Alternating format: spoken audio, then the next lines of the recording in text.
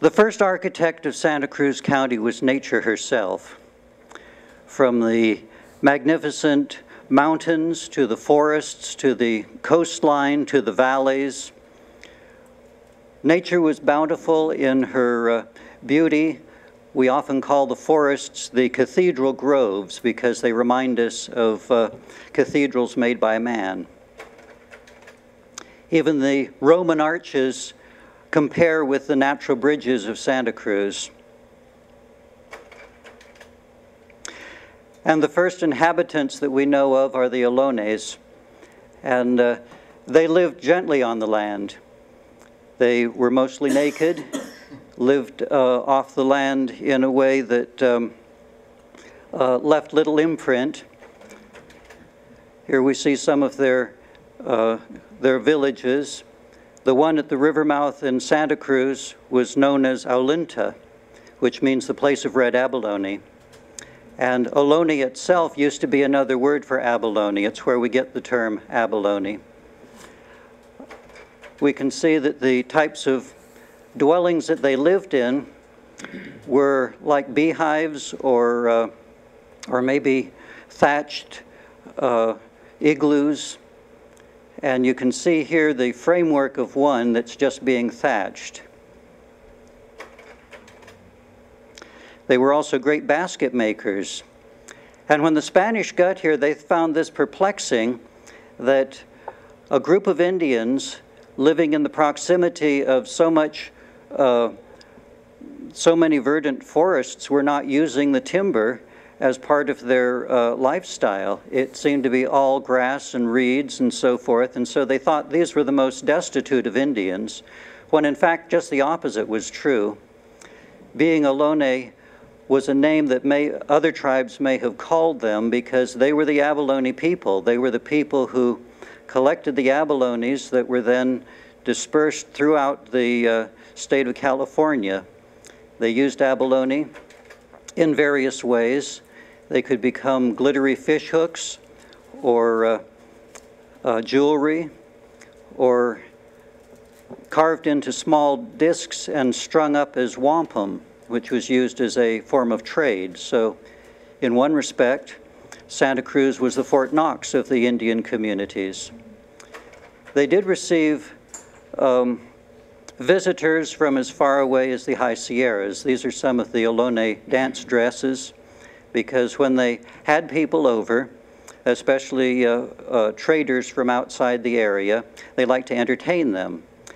So dancing and playing games and gambling, all the things that you experience even today at the Santa Cruz Boardwalk were done by the former people in about the same place. And even their reed canoes were almost identical to those that were used by the Egyptians at the height of the Egyptian Empire. So these were not primitive people in the sense that they had little technology.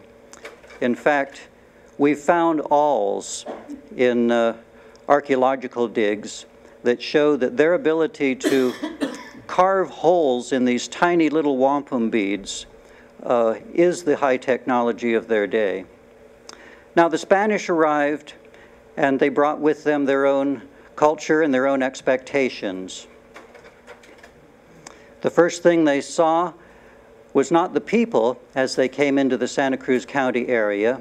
They crossed the Pajaro River and found an effigy like this, which was a bird effigy, and after it they called the valley the Pajaro Valley.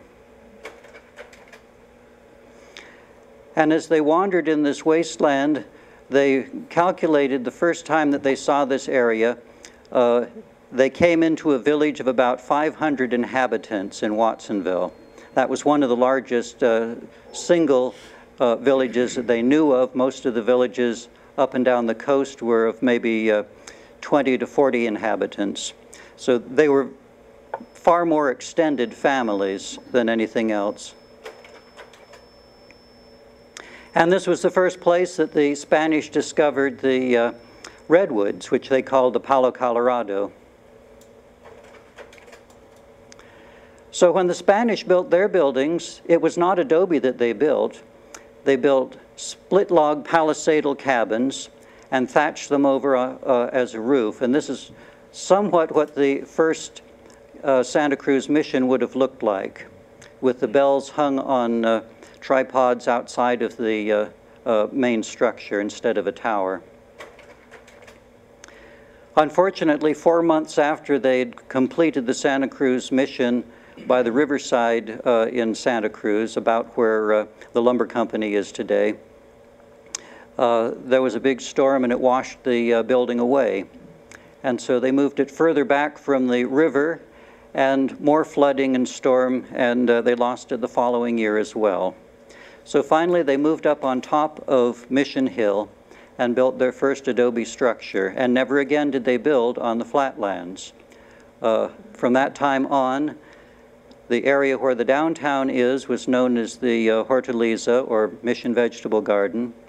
To the north was the Mission Orchard. In the Harvey West area was the Mission Vineyard. In the, well actually, yeah, and about where Costco is, the Potrero, that was where they raised their horses. Now, they didn't have a tower on the original Santa Cruz mission, but the interesting thing is the Indians were not unfamiliar with adobe.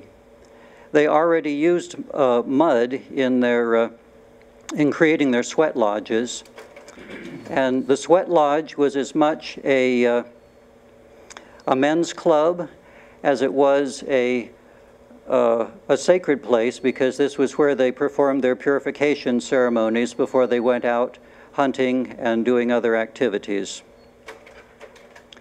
So this is the evolution of the Santa Cruz mission, starting, of course, with a palisadal structure. And then when it was built on Mission Hill, it was originally constructed with a flat roof. This is because they came from a desert region that had little rainfall. However, in 1795, water pooled on the roof and caused the roof's collapse, and so they had to build a pitched roof on top of it after that. And the weight of that pitched roof required buttressing the original facade. Now, when other settlers arrived, the first settlers from Mexico came up the coast to establish the settlement of Villa de Branciforte in 1797. Unfortunately, when they arrived, they were ill-equipped to do anything, having just survived one of the Manila Galleon journeys across the ocean and back again. And so when they arrived, though, nothing was prepared for them. There were no buildings ready, there were no tools available. And so they stayed at the mission until finally the mission, who didn't want them there in the first place, decided to send some mission guards over to build them 2 dormitories, one for men and one for women. This was on the north end of the Branciforte Avenue, and the avenue itself was laid out as their main street. Eventually, by 1802, they built their first adobe structure, and they did it with the labor of the mission Indians, who were always rented out for such occasions. And we see the process occurring here. And this was the Comisionado's adobe. We're not quite certain if, as Edna Kimbrough once said, that this might be the adobe that she lived on Goss Street. But if that is true, then that adobe would be the oldest one on the Monterey Bay. This was more typically what was found in Branciforte, and they weren't building their structures along the road. They were hiding them more towards the end of the cliff so that they would be out of the prying eyes of the guards and others, because Branciforte was a very controlled settlement. And in fact, they felt that they had so little representation that when the funds for constructing Branciforte were pulled in 1802, they finally decided to hold the first election in California in order to elect their own alcalde and board members, council members, and a sheriff. So Santa Cruz became the birthplace of democracy in Spanish California. And here we see them raising long-horned cattle, and you can see that they're rather thin beasts. They weren't the beef cattle that we're used to. These were raised for the toughness of their hides, and they were sold for the hide. And the hide was called a California dollar because it fetched $2 from trading ships on the ocean. But the large herds, which continued to multiply along the coast here, became a tasty treat for the bears, and so we had a bear population explosion. As a result, this was practically an entirely horseback society. You seldom saw a Brancifortian walk. Anywhere they went, they had to be on their horseback in order to be above the horns of the cattle or whatever predators might be out there. But Branciforte Avenue, as the settlers enjoyed it, became a famous racetrack, and they enjoyed various sports along there, since they were bred to the saddle, so to speak. Well, eventually, the Indians along the coast started revolting and burning down some of the missions by setting aflame the thatched roof. And so they had to replace the roofing with tile work. And now we see how the Santa Cruz mission eventually looked. We'll close in on it. You can see here a lot of the workshops where they produced tiles and looms, where they produced the clothing that they wore. And, well, I just can't see it, so you'll have to read it yourself. And then on the other side of the compound, we have the East Quadrangle, and this was the residential part. Now, the lower two-story building at the end of the long row was where the women and single girls would stay. And the long wing there is part of what still remains, and that was the residential wards.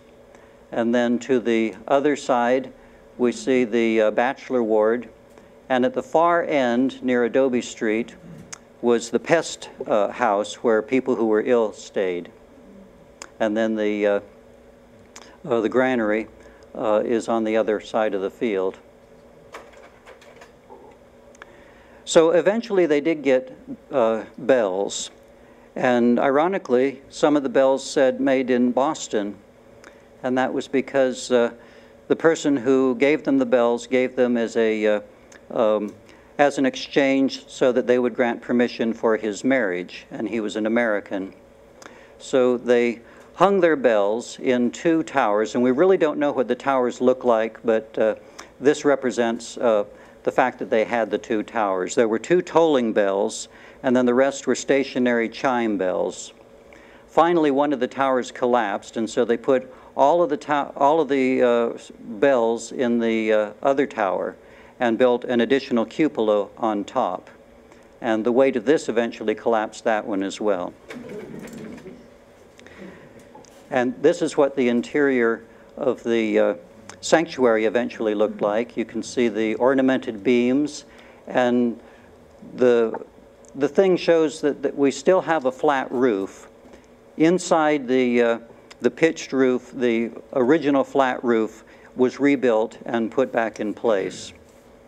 And they said that they even had a mural ceiling that was similar to the one in Santa Clara. Also, when they needed marble, they simulated it. They were very resourceful for the frontier. When they needed a balustrade, they would paint it on the wall until they actually got around to building one. I've even seen in some of the missions pictures of a little table set off to the side, which you can imagine at one time was the blueprint for what they wanted to have eventually in that spot. And they also painted their instructions to the Indians. This is the music room at Carmel, but it shows how they would teach them through diagrams on the walls. Now in this picture, something might seem out of place. You can see, well, some of those chairs are actually Chinese. And that might not look right because our picture of what mission life was like does not admit multiculturalism. I mean, there was cultural overtones and overlap, and they were, after all, they had the Manila galleons and were trading with Asia. In fact, they also traded with American sailing ships, which were like shopping malls of the high seas. They would stop and you could go down into the hold and look over their merchandise. So they might have had stuff from New England as well. And they even took some of their aesthetic clues from Spain and the leftover remains of the Muslim culture there. Here we see at the Alhambra lotus-patterned fountains. And here we see at Mission Carmel the lotus-patterned fountains duplicated in Spanish style. The Indians were the ones who ornamented the missions according to the instructions of the padre or of the overseer. And yet, when they were given the opportunity, they fell back on their own pattern work, and we can see some of that in the frieze work that is above the bench here, an Indian motif. The mission mill is not the kind of mill that we are familiar with because it had a horizontal wheel instead of vertical. But this was originally built in 1812 at the site that is now the Babbling Brook Inn. And then it was later turned into another turned into a tannery with an upright mill wheel. Well, eventually the mission was closed down in 1833 or 34, and the mission had been one of the chief suppliers of lumber to the Southern California missions because no sanctuary could be built that was any wider than the widest beams that they could use for roofing the sanctuary. And so Santa Cruz became one of the chief suppliers of the longest roofing beams. Well, a lot of Scotsmen came into the Santa Cruz Mountains, like Isaac Graham and a number of others, and he established in 1842 the first power sawmill in California, a sawmill run by a water wheel. In the meantime, the ranch adobes started to proliferate, and they were far more elaborate than the early examples were. Here we see the Castro adobe in Watsonville. They would sometimes have a second floor fandango hall or ballroom, and then have all their living on the first floor. And this is how the Santa Cruz Mission looked in its later days. And we see that the tower, unlike the replica, is actually semi-detached. And the parapet is a raised parapet, and the colonnade shows that it's made out of possibly adobe rather than wood. Elihu Anthony was one of the first Americans to arrive in Santa Cruz and settle here permanently in 1848. When he arrived, he was directed to the ruins of the Santa Cruz Mission area because this was land that was not owned by some of the Spanish settlers, and the Spanish kind of wanted to keep the American population away from them because the Americans tended to be a little more wild living. And in fact, the building in the middle there, the two-story building, that was the monogamy ward in the old mission, and it was later used as the Huskow, or the jail. But when that failed, it became the courthouse.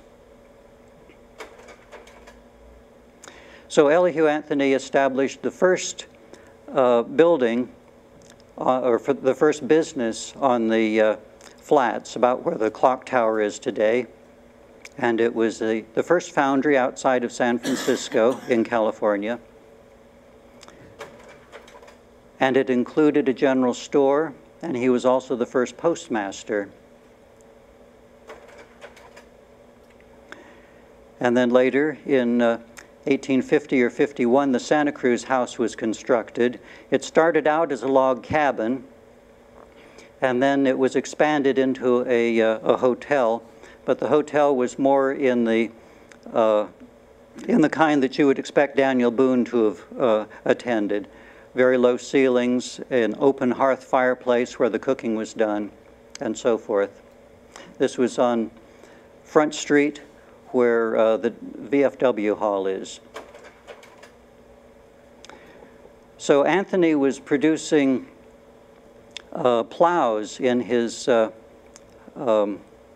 foundry, and then some people who had gone up to the gold country with potatoes from Santa Cruz discovered that they were actually getting more gold in exchange for the potatoes that they had than they were digging it out of the ground. And so when they came home, bared down with the gold that everyone else had the trouble of digging up, it caused an a rush to the agricultural counties, Santa Cruz in particular, and the spud rush was on. Downtown Santa Cruz, which was not downtown at the time, the Hortaliza, erupted into a tent city. Lots were being rented for $100 an acre to potato farmers, and overnight Santa Cruz was growing into a little town. G.M. Jarvis built what he called the Custom House. It was just a store, actually. And across the street from that, because so many of the potato farmers were making a fortune, they built the first luxury hotel. This isn't that hotel, but the hotel that replaced it. It was called the San Lorenzo House, and later was replaced with the Pacific Ocean House. However, in 1852, as the first harvest yielded a great boom, many people reinvested in a second crop. And then the following year, 1853, they had a bumper crop, but they had saturated the market, and you couldn't give potatoes away. So you could ride from Santa Cruz to Watsonville and discover potatoes dumped by the sides of the road or left to rot unharvested in the field. Many of the people who found themselves now stranded in Santa Cruz merely shingled over their tent frame cottages, and overnight Santa Cruz had an instant downtown and an instant population. Elihu Anthony built his home on the bluff overlooking the clock tower site.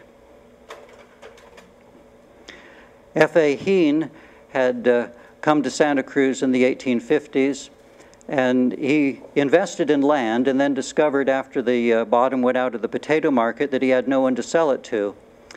And what he really needed was to start supplying the means to build in Santa Cruz. And so he went into the lumber business and created a lumber yard in downtown Santa Cruz. He and Anthony established a water department, the first water company in town. They also invested in starting a stage road, which is now called Old San Jose Road. And that made Soquel the gateway to Santa Cruz. Soquel was also born in 1852 as a result of the potato rush, and Watsonville in 1852. This is Watsonville Plaza in 1860. Well, I mean, this isn't in 1860 because it shows the 1906 bandstand. But in 1860, the owner of Watsonville had been was being plagued with squatters. Not all of the squatters were Americans. They were equally divided between Spanish and Americans. And when he finally was able to prove that he had right to this land, a town of Watsonville was already on the property. But now they knew who to buy the property from. And so he gave Watsonville Plaza to the community as a gift in 1860. Now, here we see the old mission to the right of the screen here. Its facade had fallen off about 1857, and so they built the wooden Catholic church to the left of it. And it's in Gothic style, and here we see the old Golden Eagle Hotel is now being transformed into an orphan's home, and behind it is the Holy Cross School at Emmett Street and Mission Street. And the downtown was getting its first brick building. Here we see Front Street and Pacific Avenue, which was at the time called Main Street and Willow Street. And in the center was the Flatiron Building. And F.A. Heen built it because when the county wanted to rent Leslie's store, which was the first brick building in town, he said that he wanted it for his grocery store and his residence above. And so Heen built the Flatiron Building in order to be the courthouse. So the courthouse moved down to the flats, and it also started to bring the town with it. Here we see a crosscut saw which is about 15 or 20 feet long. We often don't think how much effort it took to cut down the redwoods, and they had to practically invent the materials that they were going to do it with. So what were they using all this lumber for? Well, wood frame structures mostly, and the wood frame construction divided into two categories. One was balloon frame and the other was Western platform construction, which is what we use today. This differed from the post and beam construction that had predated it, and the balloon frame, which was merely framing 2 stories at a time, was so called because Easterners were afraid that if they built such a building, it would just blow away in the wind. But this lightweight form of construction, or stick-built construction as it was called, was the godsend of the boom towns of the West, because it could be created quickly and create pretty spectacular results. Here we see a Greek vernacular structure. You can see that it is basically a Greek temple refined to the nth degree so that you can barely tell it's there. But you see returns on the eaves, and that's one of the clues to the Greek vernacular style. Then we have the Gothic architecture, and Gothic became a very popular revival because books started to come out studying it. It had not been considered the equal of neoclassical architecture until books started to be written saying that actually the Gothic architecture is an expression of its structural form. Every element of the Gothic is not a flight of fancy so much as it is an expression of the structure of the architecture. You have brackets, you have flying buttresses, braces, and so forth. So this is the Mark Hopkins home in San Francisco. It is not the Gothic that the ancient Europe knew. It is a Victorianized Gothic, so Gothic was a very original expression in California. And then here's the more simple version. It's called the Carpenter Gothic. And you see the centered gable there, which is a squeezed pediment. This is on Green Street, by the way. Inside we can see that even the furnace is designed like a Gothic squeezed pediment house or cottage. And instead of the festoons rising up like spires on the gables of the Carpenter Gothic house, they tended to fall down towards the windows. And so, but here we have the more popular kind in kind of gable work in Santa Cruz, and that's the lace gable. This is the home on Judge Edgar Spalsbury House from the 1860s. It's on Laurel Street. And here, no, this is the one on Laurel Street. This is the Titus Hale House. He was the vice president of the Santa Cruz Railway Company. And this is the Louis Schwartz House up on Mission Street with a very lacy gable work. And then we have a picture of the interior of a steamship. And the steamship Gothic was inspired, of course, by the steamships themselves, or the riverboats. This almost looks like a riverboat with the way the porches surround the structure. This is the Four Palms apartment. It's across the street from the Loudon Nelson Center. And then we get into the Italianate. In this case, we have corner coins, and it's all designed to make the structure look like it is a masonry building. This was actually the old Methodist church from 1850 that was then repurposed after it was decommissioned and turned into a home. And this is the Rogers House in Watsonville, 1869, and we see the gable is more of a complete Greek style gable, but the difference is it has brackets along the edges there. And this is the Dubinbos house or Dubinbis house in Soquel. And this is on Walnut Street with a squeezed pediment and more of a flattened roof, but inside that flattened roof you'll see or there would be a gable. And then we have the false front, which is an evolution which was common in the Old West. This is the Silvar Beer Gardens at the corner of Silvar Street and High Street across from the Catholic Church. And then this is the Thomas Beck House, and it includes a tower so that you can see the Italianate element to the left, which might have been the original house, and then it was added on to. And when you add the tower to it, it becomes the Italianate villa. This is another Watsonville house. You can see bay windows on it.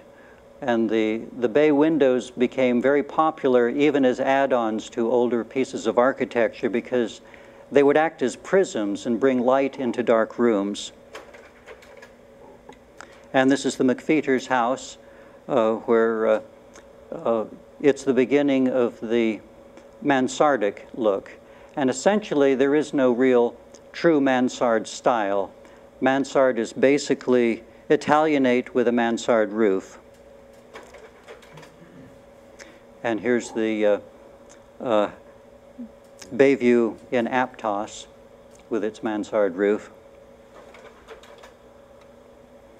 And then we get into the stick-built style. At the 1876 Philadelphia World's Fair, they built the most elaborate example of this, and this was an absolute revelation.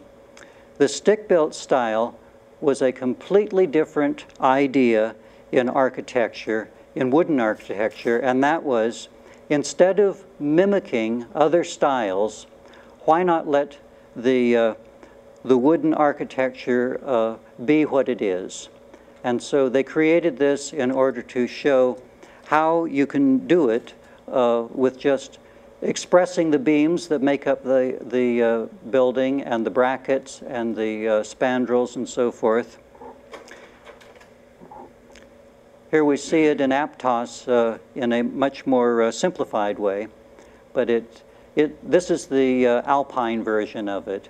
They would, you can see the strap work around the windows, which tends to indicate the stick-built style, and then the exaggerated brackets on the holding up the roof. But it was also called the Barbary Coast style because it was very common in the Barbary Coast area of San Francisco. This actually is one of several lighthouses that are done in this style. This is Point Furman. But it was also in Capitola in the bathhouse that they had built there. You can see it in the gable work. And that was quite similar to the life-saving station on the main beach in San Francisco. Now, an even more elaborate one is the Antlers, the W.W. Brown home. And he used his home as a sanitarium, and the sanitarium boasted its gold cure. I don't know what that was, if they gave you something to drink that had gold in it, or if they just drained the gold from your pocket. And this is a home on Ocean View Avenue, and now we see the villa form is now reasserting itself in other styles, so that this is an Italianate villa with stick-style overtones. And here's Alpine stick style in the Emma Wilson house on Ocean View Avenue. And even the Epworth by the Sea on Westcliff Drive. Epworth was actually built or actually run by the Methodist minister or Methodist Bishop of California, who had this as his summer home and used the entire block as the religious retreat for the Epworth League, which was the youth league of the church. And this is the McPherson house called Cherry Court, and it has some interesting introduction of details. It looks stick, but it also has some turned posts, and once we get into the turned posts, then we're in the Eastlake realm. Charles Locke Eastlake was a furniture designer in England, and so people in America started to imitate his furniture styles on their homes. He was not too pleased with some of the results. He was trying to create a very pure medieval arts and crafts style, and Americans tended more towards the elaborate. But it's very beautiful. In this case, the house completely disappears to the porch.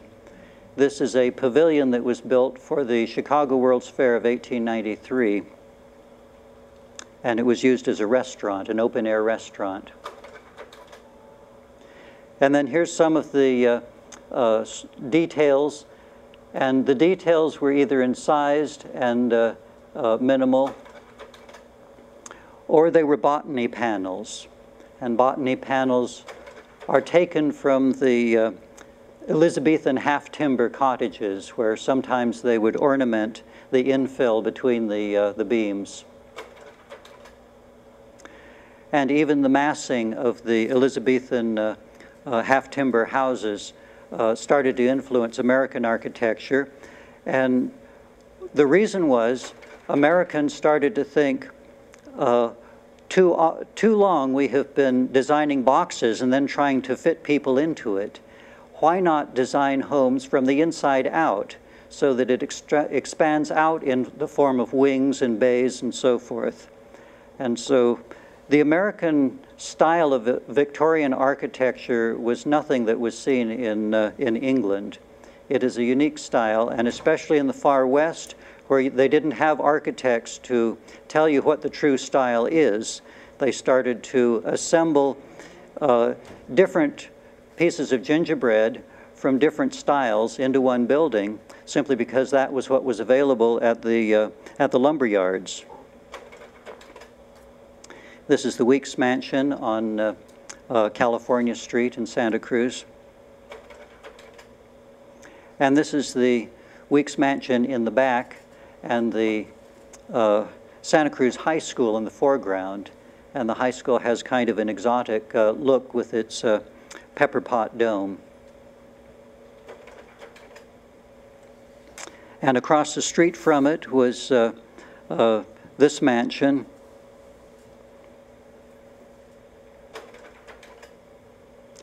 And then there were the Witch Hat twins. These can still be seen. They're on Walnut Street. But it shows that even humble cottages could have the look of a major villa. And this is the Bay Cliff model. It is repeated in varying forms throughout Santa Cruz, but it always has a corner porch and a bay window in the front and a front-facing gable. And this is from the aesthetic school, which is how they would decorate their interiors. The aesthetic school was very popular in Seabright. Seabright was a transcendentalist religious retreat at one time, and they believed, part of the transcendentalist belief was that beauty is good for the soul, and so they tended to incorporate, as best they could, various motifs into their daily lives. And some of them were Oriental.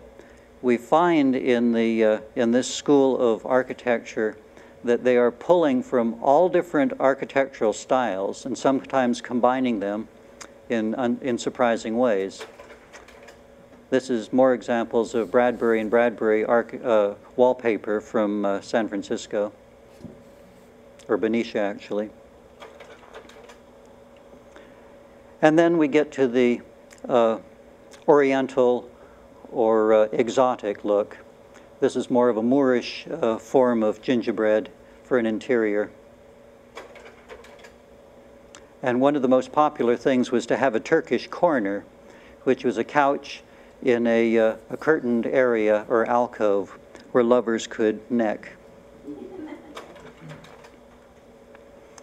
Now this started off as a very plain farmhouse, and it was transformed into this Aladdin's castle or something. I mean, it really follows no known architectural style, except that it does have a few turrets here and there.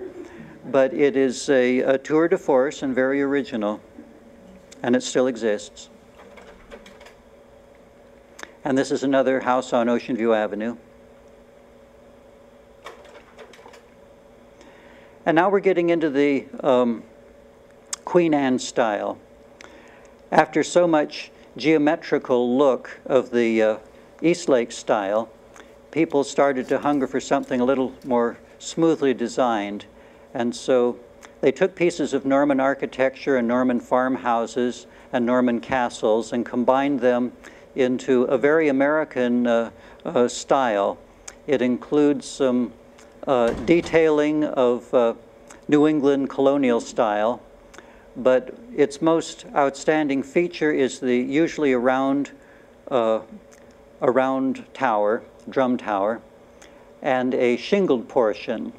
In this case, it's a shingled second story that flares out at the lower end, and that's called a Queen Anne shawl.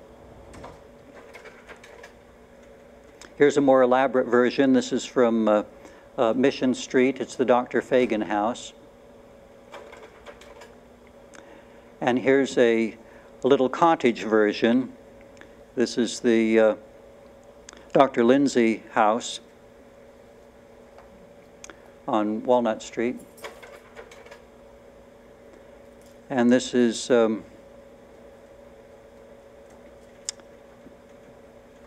I've forgotten. It's Judge Julius Lee's house, and it's in Watsonville. And this was the Cascade Laundry at the corner of Front and Soquel Avenue. And finally, they tore down the old mission in 1885 and put up a cathedral.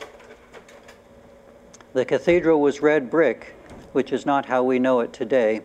It's been painted white, but prior to that, it still has its beautiful interiors. They hired imported Italian muralists to do these wonderful detailed murals, which have been recently restored after the earthquake. And also they built a new school, Holy Cross School, and the architect was Thomas Welsh from San Francisco. And so many of the parishioners were so impressed by his work that Mr. McLaughlin wanted to hire him to build his house. And his house looks Queen Anne, but it's actually a shingle style or barn villa. And that is intended to show that it's more barn dimensions than it is the traditional cottage style. It has a very wide spreading look to it in the barn style and an open tower cap, but lots of shingles on it. And this is the interior. Now, Frank McLaughlin was a former employee of Thomas Edison. In fact, he came west to find tungsten for Edison's electric light experiments, and then ended up staying in California. He had a home in San Francisco on Nob Hill, and this was his summer home. And yet, when Nob Hill burned in the 1906 earthquake, we have some of the few surviving examples of Nob Hill interiors. Now, this is just the entry here. And then we can see the gold room to one side and the entry area to the other. This is the gold room, which was used as a ballroom at one time. And here we see the magnificent staircase going up to a stained glass window that was a picture of his daughter in one of her costumes from the balls that they would hold there. She would make her grand entrance in front of this window down the beautiful staircase. And this is the bedroom in the tower. Well, all of this millwork was available in local lumber yards. And in order to get the lumber out of the mountains, they built a flume because they couldn't get the railroad to settle in Santa Cruz. And so the flume came down from Felton into Santa Cruz, or I mean from the mountains into Felton. The tourists came to see the magnificent natural wonders. They wanted to see the redwoods. They wanted to see the natural bridges. But they weren't interested in Santa Cruz. Santa Cruz was rather a junky town filled with utilitarian architecture that had been built during the boomtown era as kind of throwaways by people who never intended to live here. So there was no thought in town, and you can see some of the elements of that. It was a little worn at the edges. This is Pacific Avenue from about Soquel Avenue. So the first thing that F.A. Heen did was to try to reverse the situation by catering to a different class of tourism. He built a building to house one of the local business academies to make sure that it would stay here, the Chestnut Woods Business Academy. It was housed in this structure, which became the tallest downtown building at the time, and so it was called the Alta Building. Chestnut Woods Business Academy was an academy that did not hold regular classes. Instead, you could enter or leave a course at any time during the year. It was all based on how far you were going through with the certain program. And that became perfect, especially in a tourist area where you would have a constant overturn of people. And this is another one of the classes. And they accepted a lot of women into the program, so it was one of the early places where women could get an education. Heen also built the Heen Corner to the south, which is at the corner of Lincoln and Pacific Avenue on the left there. And here he housed his medical establishment. On the bottom floor we see the curio shop. And this was where Buckhart's Candies got started. They were a soda fountain, and there were a lot of soda fountains in this area of town, which started to become known as college corners because of the number of colleges and seminaries that were in this area and other schools. They would include such things as the typing school, the Delsart Dancing Academy, the Young Ladies Seminary, and so forth. Now, the waterfront was not much to look at. It was a beautiful setting, but all of the bathhouses that sprung up in the 1860s were rather barn-like structures. So that was another thing they wanted to change. They took the old Douglas House, which was the one hotel that had any value to it on the coast, and they upgraded it into Queen Anne style, and then added a beautiful Queen Anne wing to it, and enlarged it even more.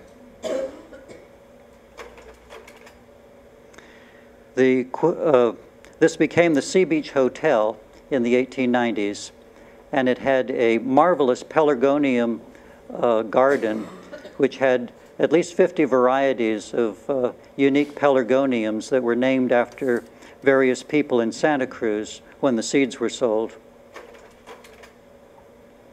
And this is the views of the wharves in the front. And it had a very long dining room inside, as well as a separate building in back that housed the art gallery. Some of the art gallery later went to the DeYoung Museum collection. And this is when President Benjamin Harrison visited Santa Cruz in 1891.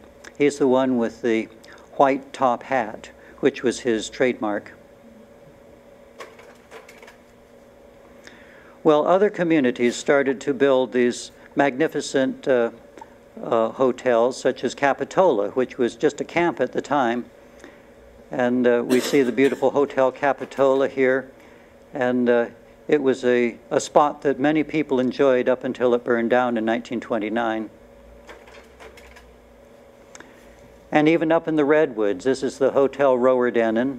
Rowerdennen is a Scottish word meaning enchanted forest.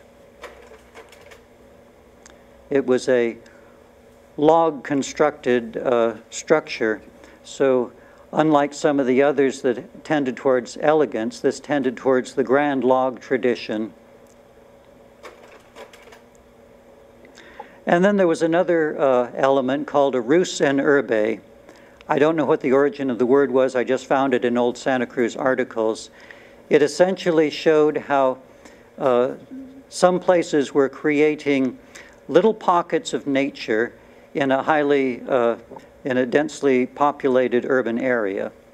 So one of the earliest mountain resorts in the Santa Cruz area was the Pope House on Mission Street. And you don't often think of going to Mission Street to visit the Redwoods, but it had its own forested grove, and the whole Mission Terraces area became popular for that very reason.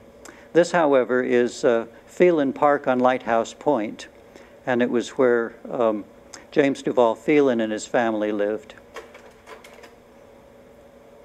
And this shows also another part of Phelan Park, and it includes one of the statues by his friend Douglas Tilden, who was the nephew of the lighthouse keeper. And then this is the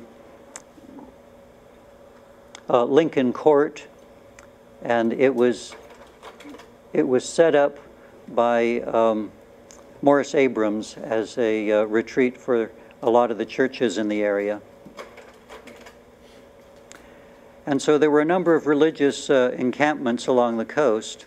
We have the Twin Lakes Church, which was the Baptist retreat.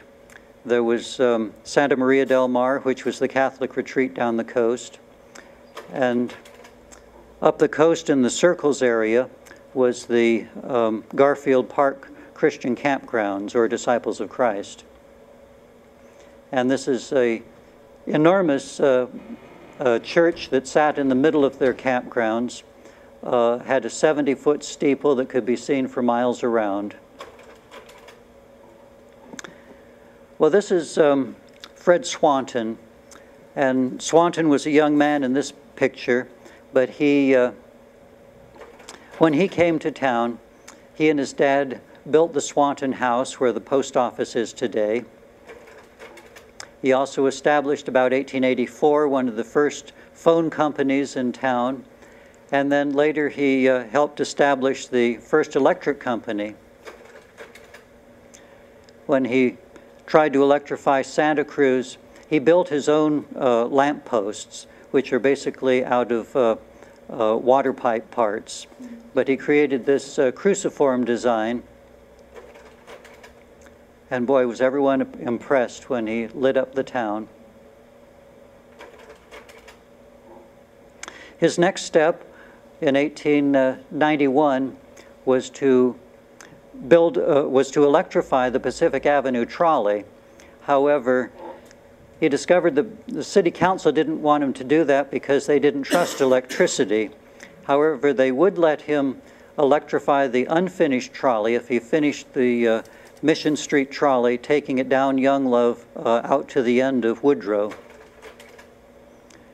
So he did, and he built the trolley park of Vieux de l'Eau out there, which was famous for its little cliff house. Then in 1894, a terrible fire swept through town. It consumed most of the tri-corner block of Pacific Avenue, and then jumped Cooper Street to gut the courthouse. So the devastation was rather most of the downtown, because most of the downtown relied on that central block. The first to rebuild was Hoteling, who had just lost a one-year-old Hoteling hotel. He rebuilt it and named it the St. George Hotel because St. George fought the fire-breathing dragon and won.